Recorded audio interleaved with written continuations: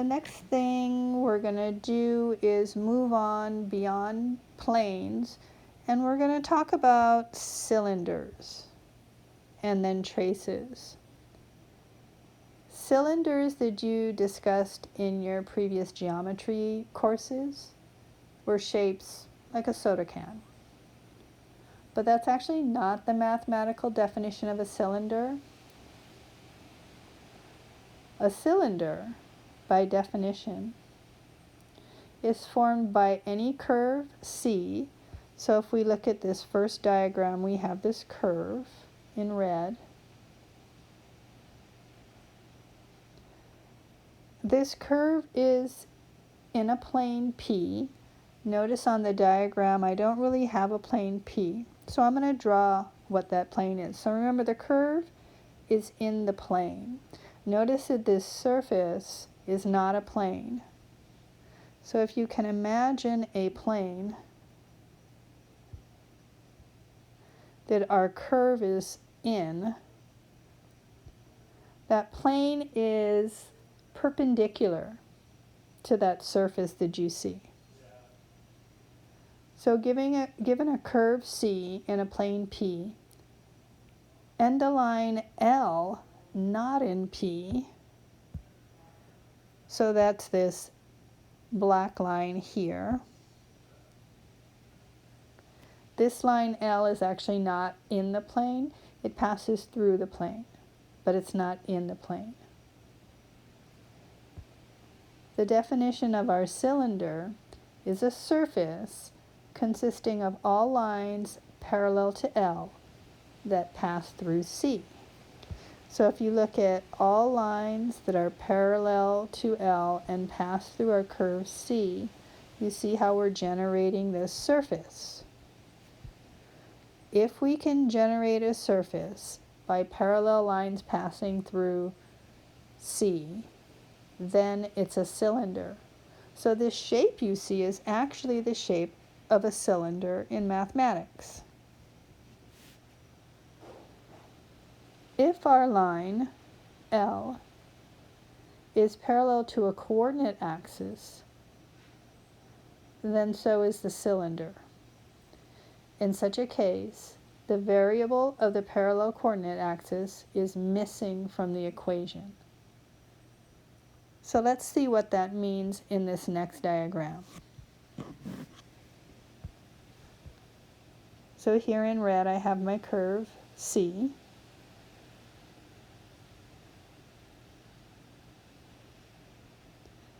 And I have all these lines passing through my curve C. Notice that all of these lines are parallel to the z-axis. Okay. So these lines are parallel to the z-axis. Since they're parallel to the z-axis, the equation of my surface is actually the equation of the parabola y is equal to x squared. Notice that y equal to x squared does not have a z variable in there because my surface is parallel to the z-axis. So in two-dimensional space, y equal to x squared is just simply that red curve. In three-dimensional space, if you use a 3D grapher such as Desmos, or I have a Mac, so I have a grapher that I've installed on my Mac. If you put in y equal to x squared, you'll get this surface in three-dimensional space. Okay, so let's look at a few properties here. Where the surface intersects the xy plane, notice that that's where my curve is. So I call that curve the xy trace. It's simply the intersection between the xy plane and my surface. That's how that curve is generated. Down below in this box, we define what a trace is. So a trace for any surface, and here we have a surface. Notice that the surface that I have below, that's actually not a cylinder. So a trace is just a set of points. It's going to be a curve where the surface intersects a plane. So a trace is just a curve where the surface intersects a plane that is parallel to one of the coordinate planes. If the trace is in a coordinate plane, then it's called the XY trace, the XZ trace, and the YZ trace. So you might have heard the term cross section. That's another way to describe a trace. Looking at this first picture, notice if I intersect this shape with the XY plane, I end up with this ellipse. So this ellipse is the XY trace. Now, if I were to intersect with a vertical plane that is the YZ plane, I'll end up with this trace, which is a parabola. And then that would become my YZ trace. So if I intersect the shape with the XZ plane, I end up with a trace here that also looks like a parabola, and this would be our XZ trace. So a trace is simply the curve that you get when you intersect your surface with a plane. A specific plane that's either parallel to the XY, the XZ, or the ZY coordinates. However, if you're looking at the intersection with the XY plane, then it's an XY trace. With the YZ plane, it's the YZ trace. And with the XZ plane, it's going to be the XZ trace. So these traces, or cross sections, we typically use it to help us graph and get a better idea of the picture of our equations. Example 5, we want to sketch the graph of this cylinder x squared plus y squared equal to 25, and then identify the axis to which the cylinder is parallel. Well, I already know what axis the cylinder is parallel to, because notice in my equation there's no z value. And since there's no z value, I know that it's parallel to the z-axis. So I get that right away.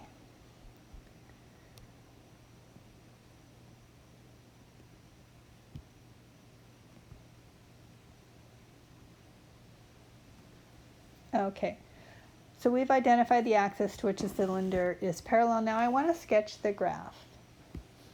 So the first thing I'm going to do is draw my coordinate system.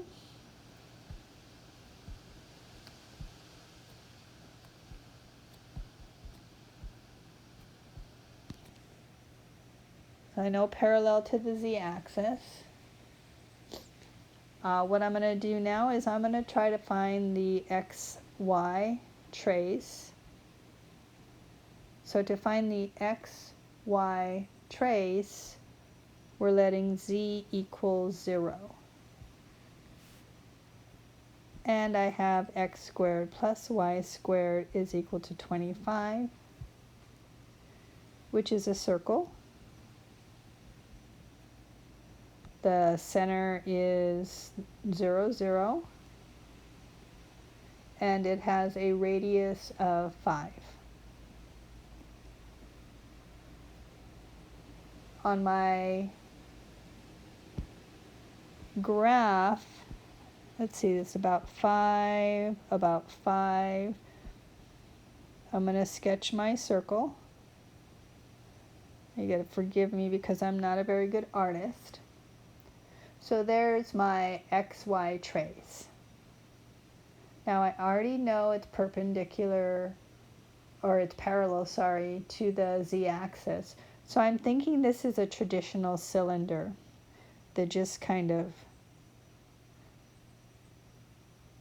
goes up like this. Well, that is a very, very sad graph. But I'm going to double check by looking at the other traces. If I look at the XZ trace, that just means that I'm letting y equal 0 in my equation. That gives me x squared equal to 25, or x is equal to plus or minus 5. And that makes sense because these are simply lines.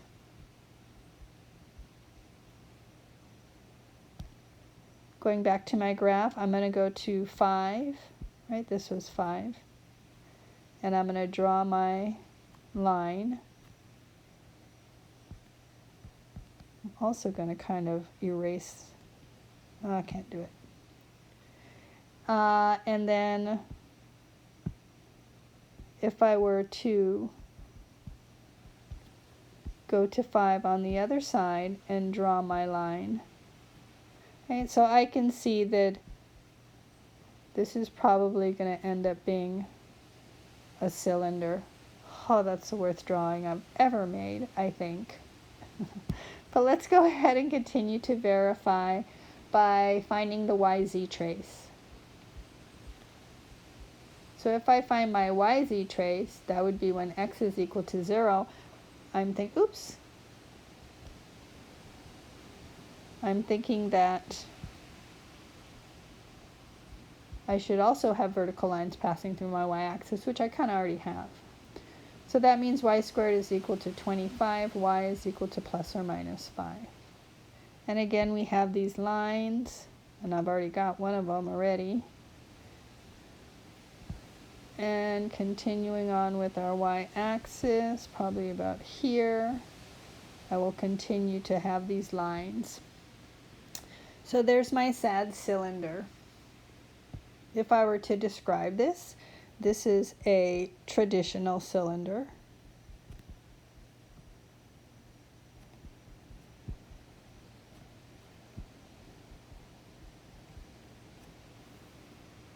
It's parallel to the z-axis.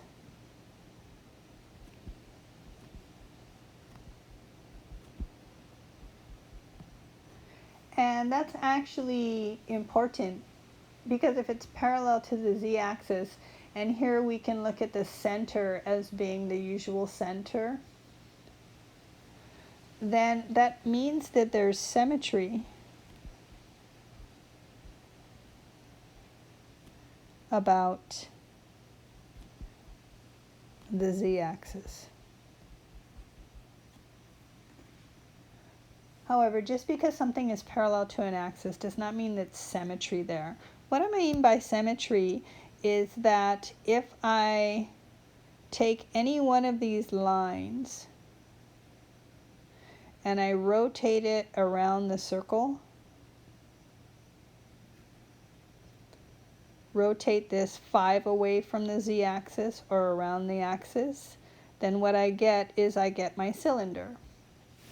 So generating any one of those lines around the z-axis will give me my cylinder.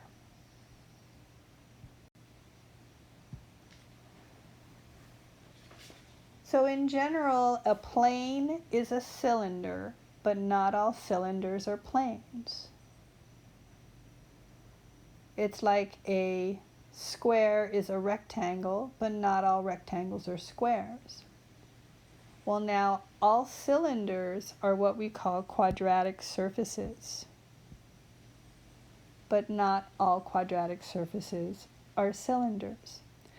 So we're getting into more complicated surfaces. Now a quadratic surface is called a quadratic surface because at least one, doesn't have to be all of them, but at least one of the variables x, y, or z highest exponent will be a 2. So you could think about a quadratic equation from algebra. We have an x squared or a y squared. Well, now we have quadratic surfaces where x, y, or z is squared, possibly 2 of them, possibly all of them. So this long, nasty thing is the general form of an equation of a quadratic surface. We're going to look at some common quadratic surfaces that come up.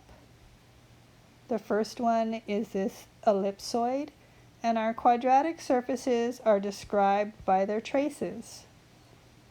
Notice that if I cut through this ellipsoid with the xy plane, I get this trace that's an ellipse. If I cut through the xz, I also get a trace that's an ellipse. Now these common surfaces that I'm looking at happen to be kind of centered at the origin, but they don't have to be. And in fact, notice that this ellipsoid is elongated on the y-axis. So actually there is symmetry about this y-axis, where if I say take this trace and I rotate it about the y-axis, it'll generate my ellipsoid.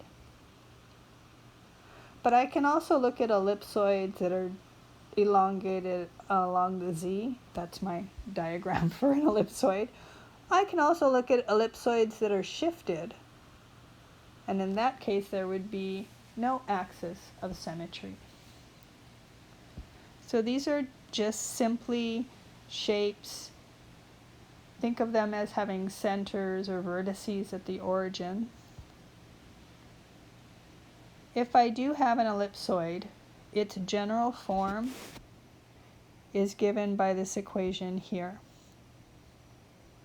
The x squared over a squared plus y squared over b squared plus z squared over c squared is equal to 1. Equations of this form will have all traces that are ellipses, which is why it's called an ellipsoid. Okay? So the traces are generating the shape. Now, if this were not centered at the origin, then our x squared, y squared, or z squared may be written a little bit differently. So for instance, if I had a center of 1, 1, 1, then maybe this would be x minus 1 squared over some value a squared plus y minus 1 squared over some b squared plus z minus 1 squared over some c squared equal to 1. So yes, we can shift them. Okay? It just changes the equation, changes your x, y, and z. The next common shape is an elliptical paraboloid because the traces are either ellipses or parabolas. This particular elliptical paraboloid has symmetry about the z-axis. Notice that if I were to cut through this with any plane parallel to the xy, I would end up with traces that are ellipses. However, if I were to intersect this surface with a vertical plane, I would end up with traces that are parabolas. So note that this particular elliptical paraboloid is symmetrical about the z-axis, but it doesn't have to be. We could look at elliptical paraboloids that are symmetrical about the y-axis or about the x-axis. So notice in the general equation, the x squared over a squared plus y squared over b squared equal to z.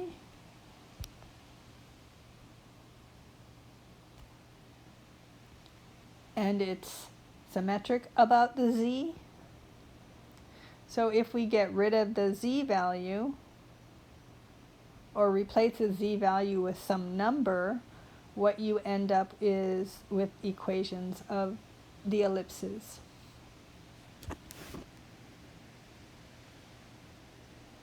In the event it was symmetrical about the y-axis, this would be an x squared over a squared plus z squared over b squared equal to y. So what it's equal to is where the symmetry is, assuming the vertex is at the origin. The next shape we're going to look at is an elliptical or elliptic cone.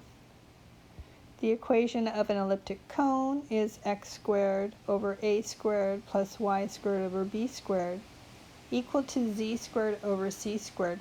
Notice the x, y, and z are all squared. This is symmetrical about the z.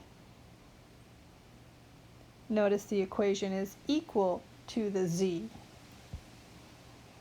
However, we could have a cone that is symmetrical about the y-axis, and in that case the equation would be equal to the y squared over c squared.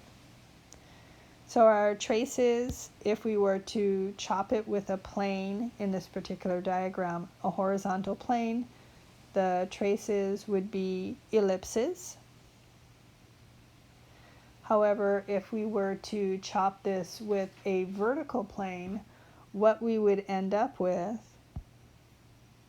is we would end up with these hyperbolas.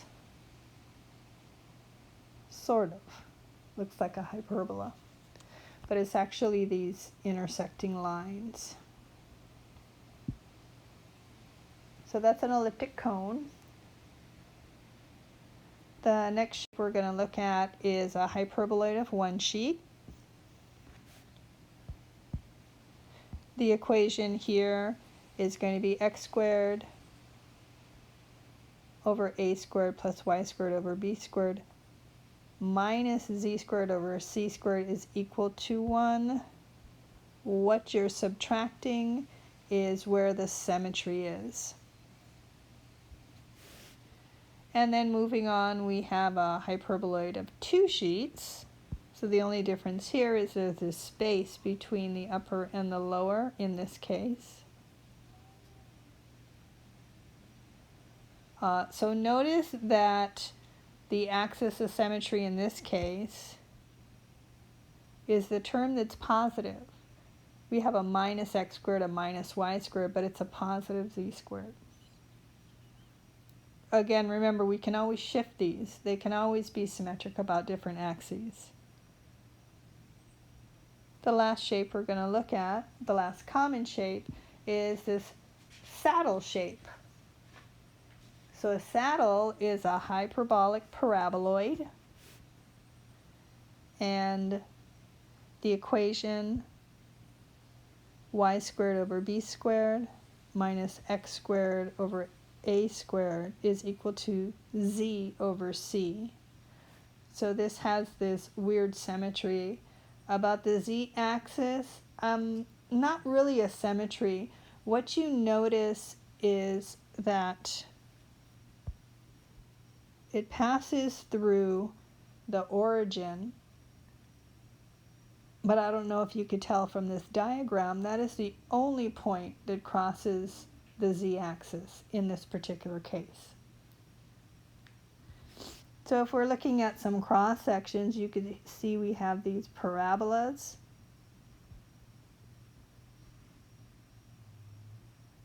But if we were to take horizontal planes and cross through, that would give us our hyperbolas.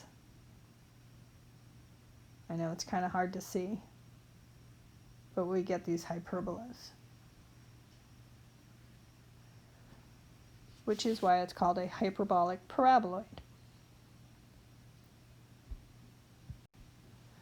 So this last example, we have this equation. I notice that I have an x, y, z I have some squares on my x's, my y's, and my z's. So I'm thinking that this is a quadratic surface. To identify this, what I want to do is complete the square on the y values in this case, because I have a 2y and I have a y squared. And then try to get it into one of the forms that we saw previously. So the first thing I'm going to do is bring my y's next to each other and complete the square. If I had any constants, I would move them all over to the right. So I get 9x squared plus, if I complete the square, I need to add 1.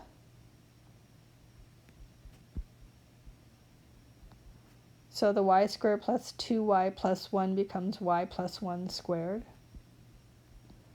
So if I add 1 on the left, I have to add 1 to the right-hand side. And now I have 9x squared plus y plus 1 squared minus 4z squared equal to 1.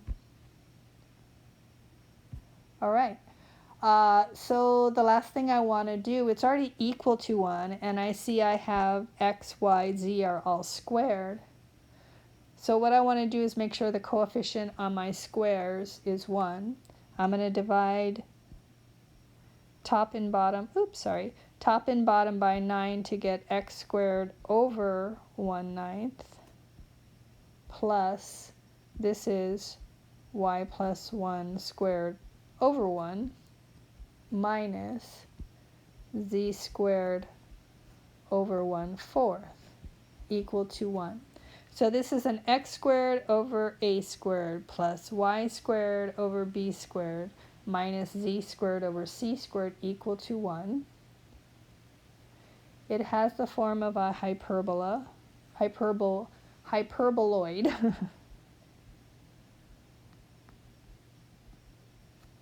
of one sheet.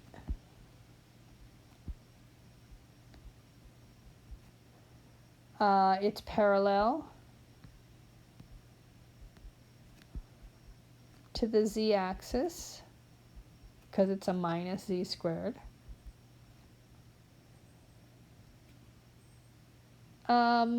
I could also say what line it's rotating around,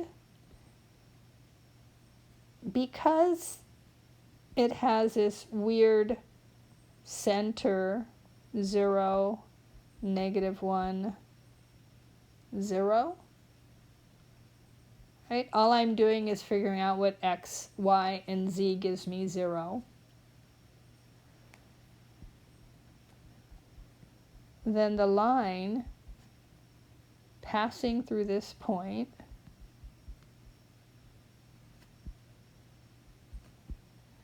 and parallel to the z-axis, so I can look at a direction vector as being 0, 0, 1.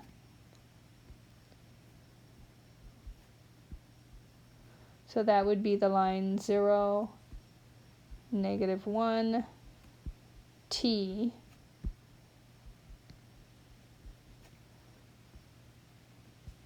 so I know that this hyperboloid of one sheet is actually rotating around the line r of t equal to 0, -1, t. Now I'm not sure if my lab will be that specific when you're describing the shape, but I decided it should just be as specific as possible. So that's it for this section.